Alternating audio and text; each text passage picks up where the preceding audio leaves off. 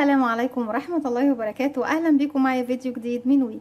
فيديو النهاردة إن شاء الله هشرح فيه معاكم طريقة عمل غرزة جديدة، غرزة مكونة من لونين ومن سطرين، لكن سهلة جدا وبسيطة وتصلح لعمل أشياء كتير جدا جميلة وسهلة وبسيطة في نفس الوقت.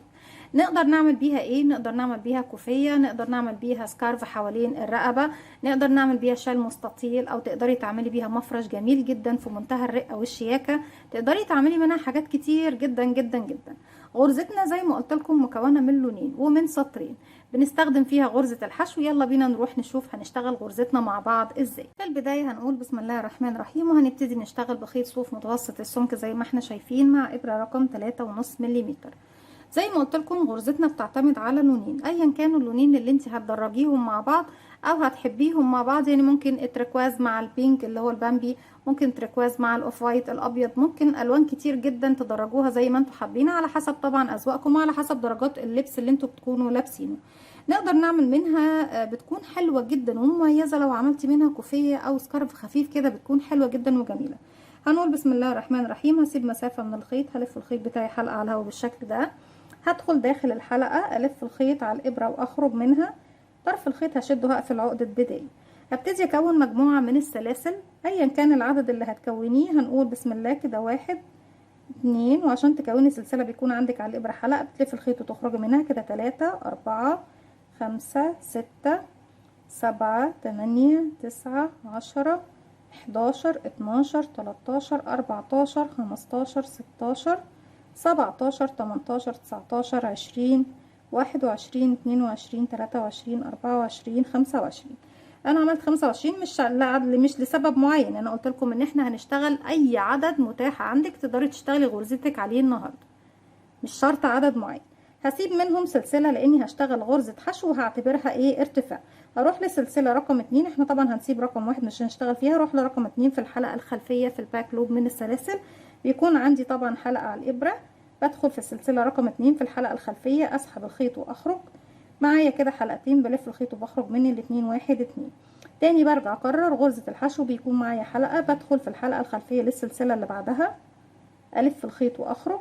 بيكون معاكي حلقتين، بتلف الخيط وتخرجي منهم، وهكذا. طبعا بشتغل غرزة حشو على كل سلسلة تقابلني لغاية طبعا ما بوصل الى نهاية الراوند بتاعي، والسطر بتاعي كله بيكون غرز حشو زي ما احنا شايفين. بالشكل ده بكون خلصت السطر بتاعي كله بغرز الحشو زي ما احنا شايفين بالشكل ده. السطر اللي جاي وناخد بالنا منه كويس جدا، لان هو اللي هيدينا الشكل الخاص بغرزتنا النهارده. ومش هقدر طبعا اسميها غرزة، لان هي طبعا ايه، حركة بنعملها، بنطلع بالارتفاع، بنشد الحلقة بتاعتنا لفوق، بتدينا شكل غرزة، لكن هي مش غرزة مستقلة بحد ذاتها وملهاش اسم في الكروشيه. هلف الشغل بتاعي الناحية التانية بالشكل ده زي ما احنا شايفين. انا ما ارتفعتش اي حاجة، بس هسحب الغرزة بتاعتي كده بالشكل ده شوية. هدخل في الحرف الفي الاولاني. انا طبعا عند الغرزة الاولى هدخل تحت حرف الفي، الف الخيط واخرج، الف الخيط واخرج من الحلقتين، والحلقة اللي اتبقت عندي على الابرة بشدها لفوق، برتفع الارتفاع اللي انا محتاجاه لغرزتي زي ما احنا شايفين اهو. تاني هروح بقى للغرزة اللي بعدها تحت حرف الفي، هدخل وما لفتش الخيط على الابرة ولا حاجة، وهلف الخيط وهخرج. معايا كده حلقة، هلف الخيط واخرج من الحلقة دي واشد الخيط بتاعي لنفس الطول اللي هي طبعا في غرزتي الاولى. هرجع الغرزة اللي بعدها، ما بلفش الخيط يا بنات على الابرة، بدخل مباشرة كأني بعمل غرزة حشو، بس مع اختلاف حركة بسيطة بس. الف الخيط واخرج، ما بشدش الخيط لفوق من الاول. الحلقة اللي لفيت وخرجت بيها هلف واخرج منها تاني، وبعد كده هبتدي اشد الخيط بتاعي لفوق. هدخل الغرزة اللي بعدها، الف الخيط واخرج، الف الخيط واخرج من الحلقة دي، ارفع الخيط بتاعي لفوق كده. معايا 1 2 3 4. اللي بعدها رقم 5، هدخل فراغي، الف الخيط واخرج، الف الخيط واخرج من الحلقة دي واشدها لفوق اهو. خلي دايما حلقتك مشدودة لفوق، ما تخليهاش تشد معاكي تاني. الغرزة اللي بعدها كده معايا 6. انا طبعا الابرة بتاعتي مش هتستحمل الحلقات كلها مرة واحدة. هخرج بقى من الحلقات دي واجي عند اخر حلقتين هخليهم معايا على الابرة، علشان بس ايه، يدعمولي الغرز اللي هتيجي بعده. هدخل في الفراغ اللي بعده، الف الخيط واخرج، الف الخيط واخرج من الحلقة اللي طلعت لي، وبعد كده اشد الخيط لفوق تاني. بكمل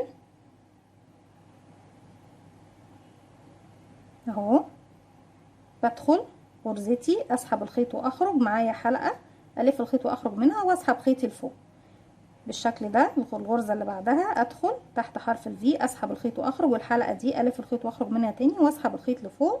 لما يتموا معايا على الابرة 6 حلقات بخرج منهم كلهم وادخل بس في حلقتين علشان خاطر ايه اقدر اكمل بقية الراوند بتاعي، وهكذا طبعا لغاية ما بوصل لنهاية الراوند بتاعي.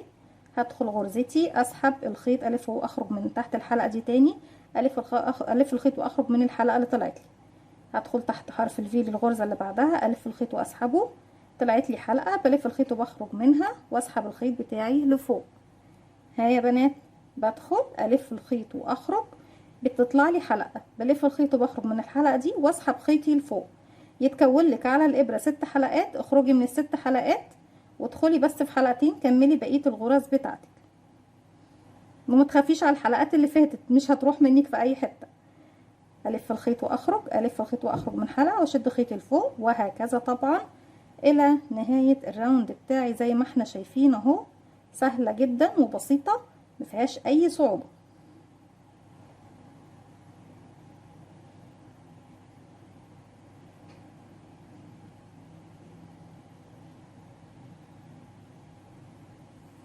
لغاية طبعا ما بوصل الى نهاية الراوند بتاعي بنفس الشكل اللي احنا شايفينه ده. وفي النهاية على فكرة شكلها بيكون في منتهى الجمال والروعة. دي اخر غرزة عندي اهي بالشكل ده اهو. بصوا بقى، هخرج بقى من كل الحلقات دي وهاجي هنا عند الحلقة الاولى، اعدل شغلي كده واجيب كمان الخيط بتاعي للخلف، وهاجي هنا هلف الخيط واخرج من الحلقة الاولى زي ما احنا شايفين. هرجع الاقي ايه، انا كده خلاص ثبت الحلقة الاولى معايا، هلاقي بقية الحلقات. هدخل في الحلقة اللي بعدها الف الخيط واخرج، كده بقى معايا الحلقة بتاعت الغرزة الاولى، والحلقة اللي بعدها هلف الخيط واخرج منهم كأني بشغل غرزة حشو بالشكل ده اهو. تاني اللي بعدها معايا كده حلقة، كده معايا حلقة، بدخل بقى الحلقة الطويلة اللي بعدها الف الخيط واخرج منها، بقى معايا حلقتين الف الخيط واخرج منهم هما الاتنين. تاني معايا حلقة، هدخل الحلقة الطويلة اللي بعدها الف الخيط واخرج، بقى معايا حلقتين هلف الخيط واخرج من الحلقتين زي ما احنا شايفين. بكمل معانا حلقة، بدخل الحلقة الطويلة الف الخيط واخرج من تحتها، يتبقى لي حلقتين الف الخيط واخرج من تحتهم الاتنين، وهكذا. ندخل نلف الخيط ونخرج، معايا حلقتين الف الخيط واخرج منهم لغاية طبعا ما بوصل الى نهاية الراوند بتاعي زي ما احنا شايفين. وكل حلقة تدخليها تشديها كده لفوق، تظبطي الطول بتاعها تاني، الف الخيط واخرج من تحتها، الاقي حلقتين الف الخيط واخرج منهم. بصوا شكل الغرزة بيكون ايه، تحفة في منتهى الجمال والروعة، وبخطوة بسيطة جدا وبدون غرزة معروفة يعني ولا ليها اي مسمى. هدخل غرزتي الف الخيط واخرج، الف الخيط واخرج من حلقتين، وهكذا اهو بسرعة كمان لغاية ما اوصل الى نهاية الراوند بتاعي. وبعد كده في نهاية الراوند هنبتدي نضيف لون جديد، وطبعا زي ما قلت لكم الالوان دي ترجع لكم، تقدروا تدرجوها بلونين باكثر، بس هي بصراحة الغرزة بتكون جميلة جدا بتدريج لونين، جميلة جدا لو تعملي منها كوفية. بصي لو عملتي منها كوفية والله رجالي وحريمي حلوة جدا في منتهى الجمال،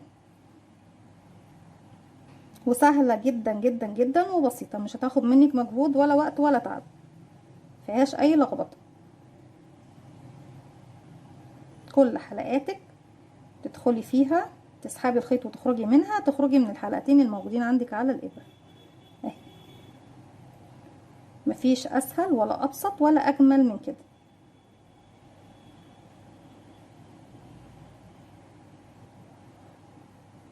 في النهايه بتكون عندك نفس العدد بتاع الغرز اللي انتي ابتديتي بيه اهو. بصوا بالشكل ده. طيب عايزين بقى نغير اللون الجديد، هلف الخيط واخرج من اخر حلقه. احنا كده خلصنا السطر بتاعنا، شايفين الشكل من الناحيتين، روعه روعه روعه. يلا بقى نشوف السطر الجديد هنبتديه ازاي. بسيب مسافه من الخيط والف الخيط حلقه على الهوا بالشكل ده، بعد بس ايه شغل الناحيه دي. هدخل في الحلقه دي اقفلها عقده بدايه، وهسحب الحلقه الجديده من الحلقه الموجوده عندي ايه على الابره. نظبط بس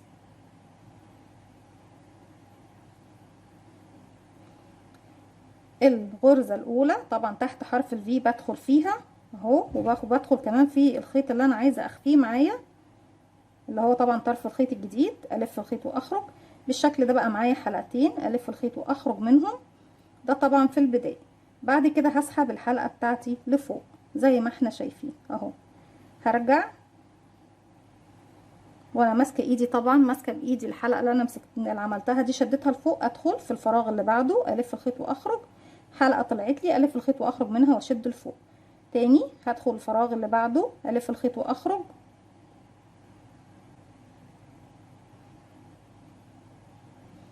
طلعت لي حلقه الف الخيط واخرج منها واشد الشغل بتاعي لفوق. وبفضل بقى اكرر زي ما احنا شايفين اني بدخل تحت حرف الفي لكل غرزه الف الخيط واخرج، الف الخيط واخرج من الحلقه اللي طلعت لي، اسحب الخيط لفوق زي ما احنا شايفين لغايه طبعا ما بكمل الراوند بتاعي بنفس العدد بتاعي وبنفس الخطوات. هكمل بقى لغايه نهايه الراوند وارجع. رجعت لكم تاني وكده خلاص خلص السطر بتاعي كله بنفس العدد 24 غرزه. هلف بقى شغلي الناحيه التانية، باجي عند الحلقه الاولى بدخل فيها وارجع الف الخيط واخرج منها بحلقه واحده بس كاني بعمل منزلقه. هرجع كده معايا حلقه هدخل فيها وفي الغرزه اللي وراها الف الخيط واخرج منها، بقى معايا حلقتين هلف الخيط واخرج من الحلقتين. تاني معايا حلقه هدخل في الغرزه اللي وراها الف الخيط واخرج منها، بقى معايا حلقتين الف الخيط واخرج من الحلقتين. الغرزه اللي وراها كده معانا حلقه، ادخل في الغرزه اللي وراها الف الخيط واخرج منها، بقى معانا حلقتين هلف الخيط واخرج منهم، وهكذا زي ما احنا شايفين اهو. سهلة جدا وبسيطة وفي نفس الوقت في منتهى الجمال والشياكة والرقة، ونقدر نعمل منها احلى كوفية او سكارف بناتي او كمان شبابي في منتهى الجمال. كمل بنفس الطريقة زي ما احنا شايفين. تعتبر غرزة حشو مع شد بس ايه الخيط بطريقة معينة نوصل للشكل الجميل البسيط دوت، ومن لونين ندرجهم زي ما احنا حابين على حسب طبعا الوان الملابس اللي انت بتلبسيها ومحتاجة تعملي لها سكارف. بفضل بقى اشتغل بنفس الطريقة، ادخل في كل حلقة الف الخيط واخرج منها، الف الخيط واخرج من الحلقتين اللي عندي على الابرة لغاية ما بوصل الى نهاية الراوند بتاعي زي ما احنا شايفين بالشكل ده. وابتدي في السطر اللي جاي دوت ابتدي اضيف لون جديد واشتغل بنفس الطريقة اللي احنا طبعا ابتدينا بيها السطر اللي فات اللي احنا شغالين فيه ده يعتبر اهو بالشكل ده. كده خلصوا عندي سطرين. بصوا جمال الغرزة وشياكتها، بصوا سهولتها كمان بالشكل ده اهو. كده وصلت لبداية الراوند دوت. هاجي بقى هنا هسحب الخيط بتاعي من الحلقة اللي عندي على الابرة والف الشغل بتاعي الناحية التانية. هتقابلني طبعا تحت حرف الفي لكل الغرز، واحنا بنعتبرهم طبعا زي ما احنا شايفين غرز حشو. تحت حرف الفي بدخل تحت الغرزة الاولى اسحب الخيط واخرج. انا كان معايا حلقة طبعا الاساسية، بدخل بقى تحت الغرزة الاولى تحت حرف الفي اسحب الخيط واخرج والف الخيط واخرج من اول غرزة من الحلقتين دول. بعد كده اسحب الخيط بتاعي لفوق، امسكه بايدي كده بالشكل ده، ما بلفش الخيط على الابرة، بدخل الفراغ اللي بعده اسحب الخيط واخرج، ما بشدهوش خالص خالص، الف الخيط واخرج من الحلقة اللي طلعت لي وابتدي اشد لفوق.